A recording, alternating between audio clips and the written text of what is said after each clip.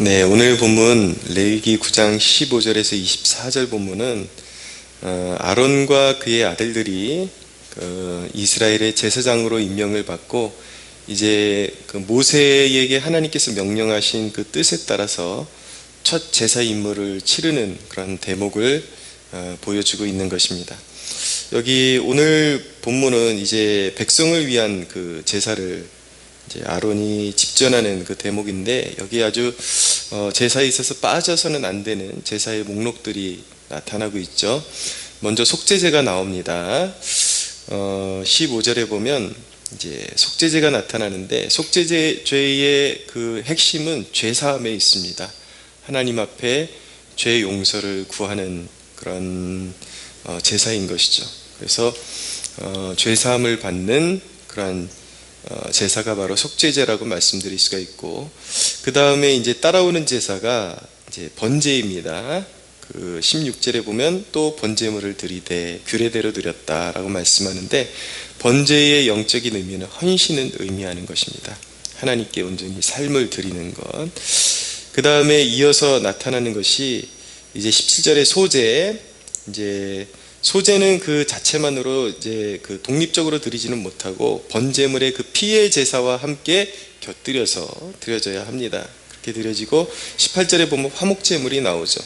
그러니까 소제와 화목제의 공통점이 무엇이냐면 하나님과의 관계 회복에 초점이 맞춰져 있다라는 것입니다. 그리고 또 다른 의미로 교제를 의미하는 것이죠. 근데 이 속죄제와 번제, 소제, 화목제, 이것이 그냥 드리고 싶은 대로 드려지는 것이 아니라 어떤 일련의 순서에 따라서 드려지게 되어 있다는 것에 우리의 주의를 주목할 필요가 있습니다. 그것은 진정한 예배라는 것은 죄사함이 회개가 수반되지 않고, 회개가 가장 앞자리에 오지 않고 하나님 앞에 결코 연락될 수 없다라는 것을 의미하고요. 회개를 이루고 나서는 그냥 나 용서해 주세요 끝난 것이 아니라, 그 회개의 용서의 은혜를 베푸신 하나님 앞에 자신을 온전히 드리는 헌신, 번제의 결단이 있어야 한다라는 것을 보여주는 것이죠. 그리고 나서 이제 소제와 화목제의 단계, 하나님과의 소통과 화목과 교제의 그런 경지로 들어가야 한다라는 것을 의미하고 있는 것입니다. 그리고 나서 이제 21절에 보면 가슴들과 오른쪽 뒷다리를 그가 여호와 앞에 요제로 드렸다라고 말씀하는데, 요제는 흔들어서 드리는 제사입니다. 성경에 보면 흔들어서 드리는 제사가 두 가지가 나오는데 요제와 거제가 나오죠. 요제는 앞뒤로 흔들어서 하나님 앞에 드리는 제사이고, 거제는 위아래로 흔들어서 하나님 앞에 드리는 제사입니다. 근데 이 흔들어서 드리는 제사의 그 제물의 부위는 아론과 아론의 자손들에게 이렇게 하나님께서 분복으로 주시는 그런 하나님이 주시는 제사장의 몫이었습니다.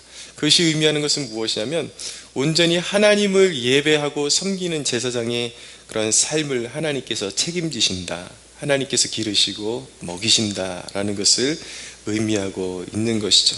하나님께 헌신하는 백성들의 삶을 하나님께서 책임지신다라는 것을 또한 의미하고 있는 것입니다. 예배함이 얼마나 복되고 아름답고 영광스러운 것인지요. 그래서 그렇게 아론이 제사를 집전하고 났더니 22절에 보면 굉장히 괄목할 만한 사건이 나타납니다.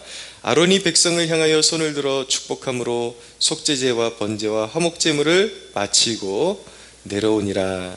모세와 아론이 회막에 들어갔다가 나와서 백성에게 축복하며 여호와의 영광이 온 백성에게 나타나며 불이 여호와 앞에서 나와 제단 위에 번제물과 기름을 사른지라. 온 백성이 이를 보고 소리 지르며 엎드렸더라 라고 말씀하는 것입니다. 여호와의 충만한 영광이 이 제사 마무리에 나타났습니다. 예배가 연락됐다라는 것을 의미하고 있는 것입니다. 이 예배, 이 제사가 아론과 그의 아들들이 제사장의 직분을 받고 드려지는 첫 실전적인 예배였기 때문에 더욱 그 예배의 순수함과 조심스러움과 사모함이 있었을 것입니다. 그렇게 순수하게 그렇게 본질에 합당하게 하나님을 섬겨서 제사를 드렸을 때에 이 오늘 대목의 가장 관건은 무엇이냐면 이 제사가 하나님의 영광을 보는 제사였다라는 것입니다. 오늘날로 말하면 하나님의 영광을 보는 예배였다라는 것을 의미하는 것이죠. 물론 이런 아주 특별한 그런 하나님의 영광스러운 임재가 매번 제사 때에 나타나는 것은 아니고 이 첫 번째 그 제사 때에 이렇게 임한 것은 하나님께서 이곳에서 이 회막에서 이스라엘 백성들의 예배를 받으시고 이곳을 좌정하셨다라는 것을 가시적으로 보여주는 사건이라고 말씀드릴 수가 있습니다.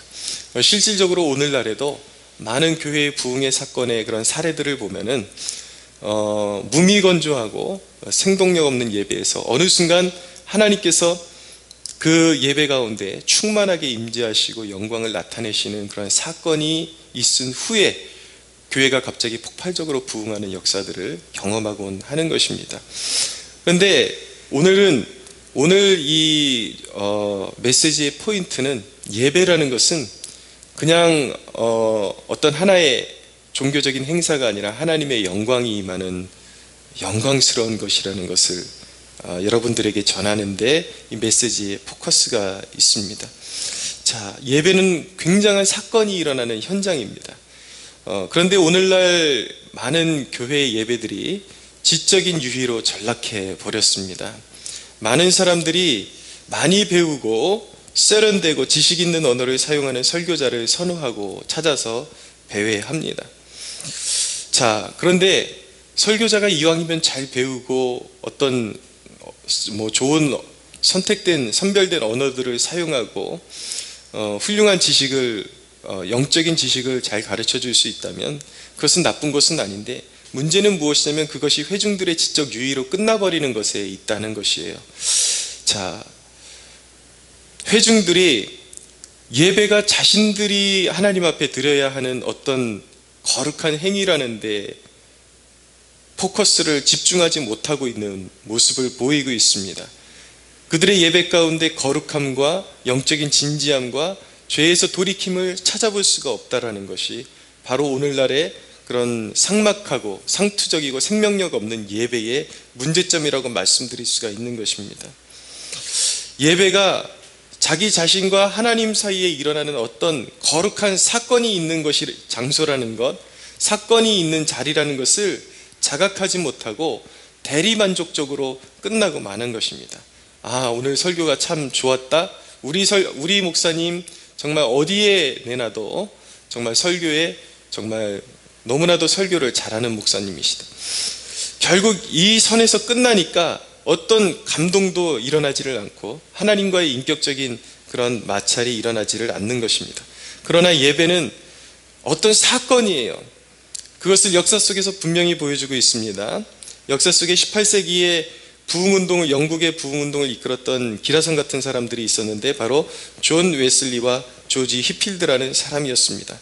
그리고 존 웨슬리의 동생인 찰스 웨슬리는 오늘날 우리 찬송가에 아주 그 어떤 정말 획을 긋는 그런 영감 있는 찬송의 저자이기도 한 것입니다. 그들이 하나님 앞에 그렇게 귀하게 쓰임받기 위해서 부단히 그냥 주일 예배에만 그들이 한정시킨 것이 아니라 부단히 기도의 모임으로 하나님을 예배하고 경배하고 하나님의 얼굴을 구하는 일에 힘썼습니다.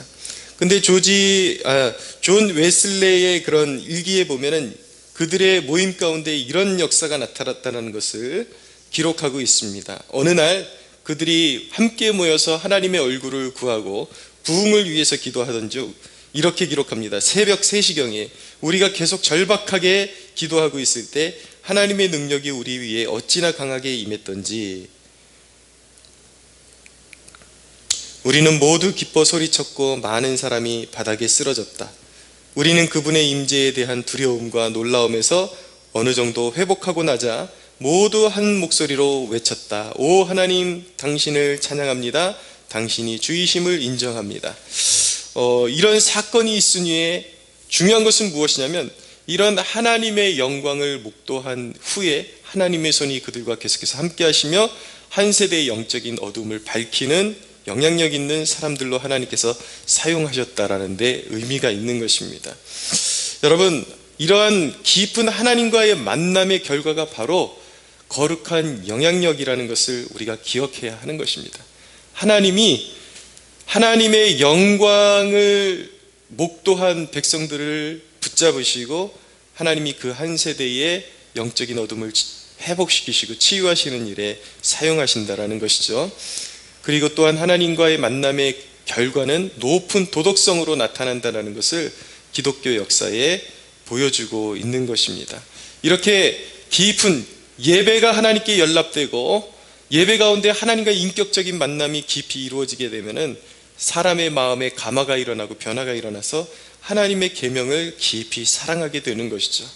그러니까 그렇게 깊이 하나님의 말씀, 하나님의 영광을 체험한 사람들이 가는 곳마다 거룩한 영향력이 당연히 끼쳐질 수밖에 없게 되고 사회가 변화되는, 치유되는 역사도 함께 일어나게 되었던 것입니다.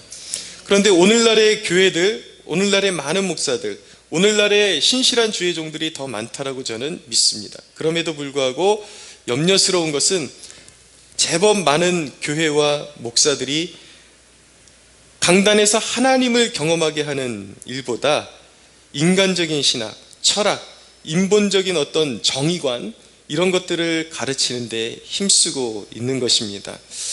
그러니까 문제는 무엇이냐면 영적인 회심이 일어나지를 않습니다. 그런데 그런 인본적인 신학에 물든 설교만이 문제가 아니라 올바른 설교를 할지라도 문제는 무엇이냐면 이런 하나님의 영광을 구하지 않고 하나님의 영광이 그 교회 가운데 나타나지 않으면 그 올바른 설교 또한 결국 하나의 인간의 도덕적인 외침으로 끝나고 만다라는 것이 문제인 것이죠. 이 오늘 전하는 말씀은 오늘날의 메시지를 물탄 듯이 전하는 그러한 교회들만의 문제를 말씀드리는 것이 아니라 바로 제 자신의 문제이기도 한 것입니다.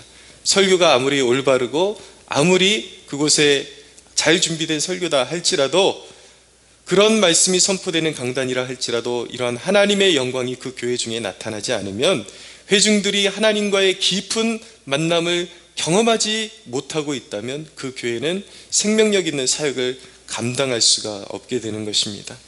그래서 여러분, 우리 모두는 이 사회가 변화되기를 갈망하고 있습니다. 죄와 미혹으로 가득한 이 세상, 거짓말과 그리고 왜곡된 그런 일들로 가득한 이 세상 속에서 우리 많은 성도들이 신음하면서 이 세상에 진정한 하나님의 공의가 흐르고 이 사회가 정화되기를 간절히 바라고 있는 것입니다. 그런데 여러분, 진정으로 사회가 변화되기를 원하면 우리가 어디서부터 출발을 해야 되느냐, 거기에 관심을 가져야 하는데 많은 사람들이 현상에만 집착해서 정치적인 접근, 사회적인 어떤 노력으로만 세상을 바꾸려는 노력을 계속해서 멈추지 않고 있습니다. 물론 사회적인 노력도 필요합니다. 그것이 임시방편으로 악이 확산되는 것을 임시적으로 눌러주는 역할을 할 수가 있기 때문인 것입니다. 그러나 본디 기독교가 세상을 바꾸는 방법은 단순한 정치 참여에 있는 것이 아니라 오히려 우리가 심혈을 기울여야 하는 것은 바로 부흥을 위해서 기도하는 일임을 우리가 잊지 말아야겠습니다. 여러분, 이 세상의 소망은 인본적인 그런 어떤 방법을 추구하는 것에 있는 것이 아니라 교회는 교회다워져야 세상에 깊은 영향력을 끼치고 감화를 끼칠 수가 있게 되는 것입니다. 바로 이 세상의 소망은 무엇인가? 하나님의 영광이 임하는 교회가 바로 세상의 소망임을 우리가 한순간도 잊지 않기를 원합니다. 사랑하는 여러분, 저도 소원하고 여러분들 모두 소원하게 되기를 원합니다. 여러분들이 앉아있는 예배의 처소가 하나님의 영광이 임하는 예배의 처소가 되기를 끊임없이 기도하십시오.